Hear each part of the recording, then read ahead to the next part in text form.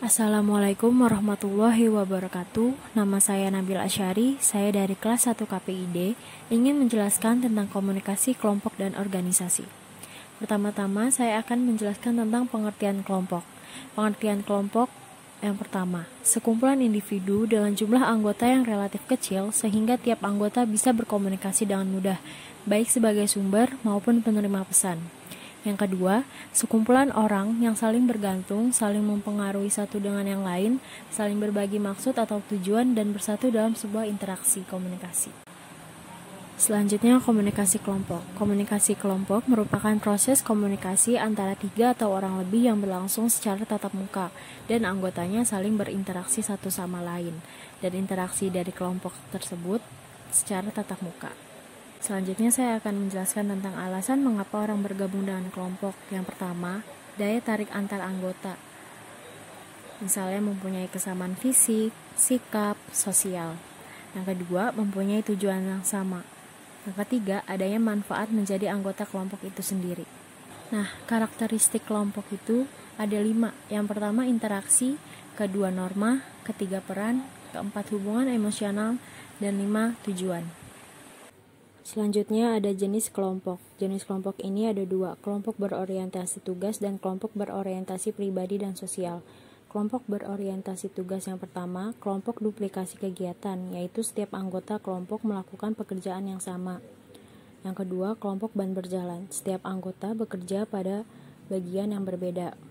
Dan kelompok berorientasi pribadi dan sosial, yakni kelompok yang bertujuan untuk menciptakan semangat positif antar sesama anggota kelompok. Kelompok bisa muncul secara alami maupun diciptakan. Kelompok alami terbentuk dari kegiatan spontan individu. Sedangkan kelompok yang diciptakan terbentuk karena tujuan tertentu. Tujuan tersebut dapat bermacam-macam, seperti untuk melayani masyarakat, kepentingan profesional menyesuaikan program kerja, kampanye, dan lain-lain. Ini tahapan-tahapan pengembangan kelompok. Sebelum tahap 1, tahap 1 pembentukan, tahap 2 timbulnya konflik, tahap 3 normalisasi, tahap 4 berkinerja, tahap 5 tahap pembubaran. Selanjutnya ada jaringan komunikasi kelompok. Yang pertama itu ada lingkaran. Setiap anggota hanya dapat berkomunikasi dengan anggota yang berada di samping kiri dan kanannya. Tidak ada pemimpin dalam jaringan ini. Yang kedua, bintang. Situasi di mana seluruh pesan mengalir pada satu individu. Dan yang ketiga, jaringan penuh. Setiap anggota dapat berkomunikasi dan melakukan timbal balik dengan semua anggota kelompok yang lain. Selanjutnya masuk ke materi komunikasi organisasi. Pengertian komunikasi organisasi yang pertama dari DeVito 2011. Secara sederhana, komunikasi organisasi merupakan pengiriman dan penerimaan pesan di dalam organisasi. Yang kedua, komunikasi memungkinkan terjadinya koordinasi kegiatan yang dilakukan oleh sejumlah orang. Yang ketiga, ibarat darah dalam tubuh, aktivitas komunikasi mengantar perintah dari atasan ke bawahan maupun sebaliknya. Selanjutnya, fungsi komunikasi dalam organisasi ada 4. Yang pertama informatif, kedua regulatif, ketiga persuasif, yang keempat integratif. Fungsi informatif, orang-orang dalam tataran manajemen membutuhkan informasi untuk membuat suatu kebijakan organisasi ataupun guna mengatasi konflik yang terjadi di dalam organisasi. Fungsi regulatif ini berkaitan dengan peraturan-peraturan yang berlaku dalam suatu organisasi. Fungsi persuasif, dalam mengatur suatu organisasi, kekuasaan dan kewenangan tidak akan selalu membawa hasil sesuai dengan yang diharapkan. Dan yang terakhir, fungsi integratif. Setiap organisasi berusaha untuk menyatukan karyawan agar dalam menjalankan tugasnya berjalan dengan baik. Media integratif tersebut berupa newsletter, buletin, pertandingan olahraga, kegiatan dharma wisata, dan sebagainya. Selanjutnya, aliran komunikasi organisasi ada 3. Yang pertama, ke bawah. Contoh, instruksi, arahan kerja, informasi kebijakan, dan prosedur kerja. Dan kedua, ke atas. Contoh, feedback, saran, masukan, atau kuesioner. Yang ketiga, horizontal. Contoh, antar individu yang setara. Teori organisasi. Yang pertama ada klasik. Pendekatan klasik ini menganggap organisasi harus menggunakan metode-metode ilmiah untuk meningkatkan produktivitas. Yang kedua, ada pendekatan hubungan antar manusia. Pendekatan ini berkembang sebagai reaksi terhadap perhatian eksklusif faktor fisik dalam mengukur keberhasilan organisasi. Yang ketiga, ada pendekatan kultural.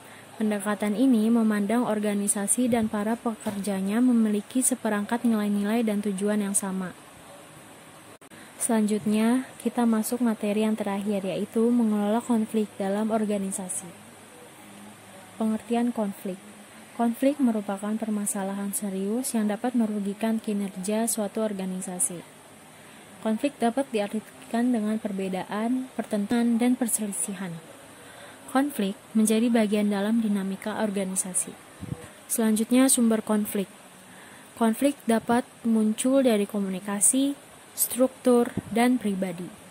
Dari komunikasi itu sendiri adanya salah pengertian, bahasa, dan informasi tidak lengkap.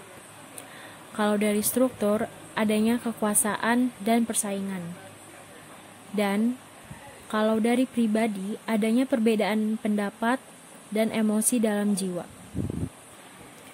Selanjutnya, cara mengelola konflik atau menyelesaikan konflik. Yang pertama, persaingan, menang atau kalah. Pendekatan ini memastikan bahwa ada pihak yang memenangkan konflik dan pihak lain kalah. Biasanya, menggunakan kekuasaan atau pengaruh untuk mencapai kemenangan. Yang kedua, ada kolaborasi, menang atau menang. Pendekatan ini mengatasi konflik dengan menciptakan penyelesaian melalui konsensus atau kesepakatan bersama yang mengikat semua pihak yang bertikai. Yang ketiga, ada akomodasi. Gaya ini juga merupakan upaya untuk mengurangi tingkat ketegangan akibat dari konflik tersebut atau menciptakan perdamaian yang kita inginkan. Dan yang terakhir, ada menghindar. Pendekatan ini mengatasi konflik dengan menghindari konflik dan mengabaikan masalah yang timbul.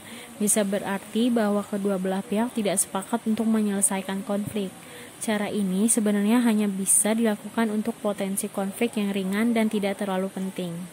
Sekian dari saya, semoga bermanfaat dan jangan lupa di like. Wassalamualaikum warahmatullahi wabarakatuh.